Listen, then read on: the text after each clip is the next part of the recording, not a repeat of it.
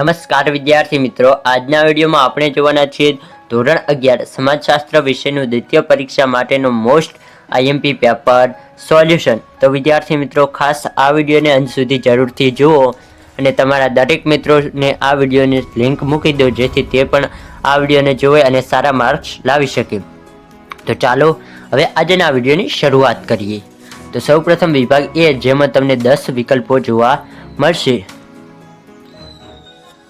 તેમાં સૌપ્રથમ વિકલ્પ નંબર 1 છે કે સામાજિક તથ્યનો ખ્યાલ કોણે આપ્યો। તમને જવાબ આવડતો હોય તો તમે દરેક પ્રશ્નોના જવાબ કોમેન્ટ બોક્સમાં લખીને મને જણાવી શકો છો, જેનાથી મને પણ ખબર પડે કે તમને કેટલા પ્રશ્નોના જવાબ આવડે છે।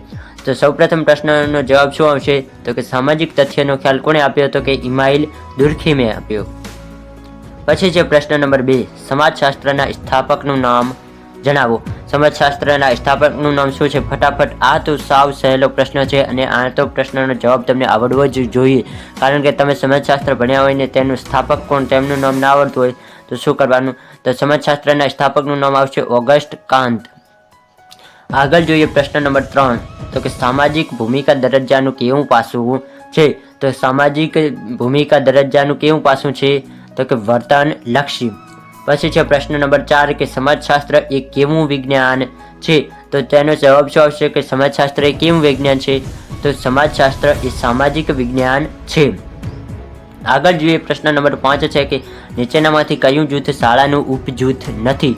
શાળાનું ઉપજૂથ કયું નથી? તો કે શિક્ષકો એ શાળામાં આવે, વિદ્યાર્થીઓ શાળામાં આવે, કારકુનો એ પણ શાળામાં આવે, પરંતુ ગામડું છે એ સાવ અલગ શબ્દ છે, તો તેમાં જવાબ શું આવશે? તો કે ગામડું।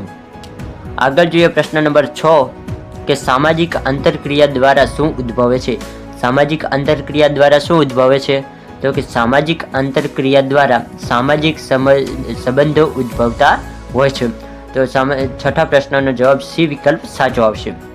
પછી છે પ્રશ્ન નંબર 7 કે ગતિશીલતાની પ્રક્રિયા શું સૂચવે છે? તો કે ગતિશીલતાની પ્રક્રિયા શું સૂચવે છે? જવાબ આવતો હોય તો કમેન્ટ બોક્સમાં જણાવી શકો છો। ગતિશીલતાની પ્રક્રિયા સ્થાન પરિવર્તન સૂચવે છે। શું જવાબ આવશે? સી વિકલ્પ સાચો આવશે। આગળ છે પ્રશ્ન નંબર 8 કે ભૌતિક સંસ્કૃતિમાં કઈ બાબતોનો સમાવેશ થાય છે? તો ભૌતિક સંસ્કૃતિમાં મકાનો, ધર્મ, સાહિત્ય કે કલા કોનો સમાવેશ થાય? તો કે ભૌતિક સંસ્કૃતિમાં મકાનોનો સમાવેશ થતો હોય છે। આગળ જોઈએ પ્રત્યાયનના માધ્યમ તરીકે કોને ઓળખવામાં આવે છે?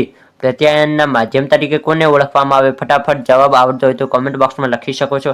અને આ તો સાવ સહેલો પ્રશ્ન છે, 9મો પ્રશ્ન એ બહુ જ સહેલો છે, કારણ કે પ્રત્યાયનના માધ્યમ તરીકે કોને ઓળખવામાં આવે? તો કે ટેલિવિઝન એક એવો શબ્દ છે જેને પ્રત્યાયનમાં ઓળખાવી શકાય, બાકી કુટુંબ, શાળા અને મિત્ર જૂથ એ ત્રણેય અલગ પડે છે। અને છેલ્લો એટલે કે 10મો પ્રશ્ન છે કે સામાજિક સંસ્થા એ કેવા પ્રકારની કાર્યપ્રણાલી છે? તો કે સામાજિક સંસ્થા એ કેવા પ્રકારની કાર્યપ્રણાલી?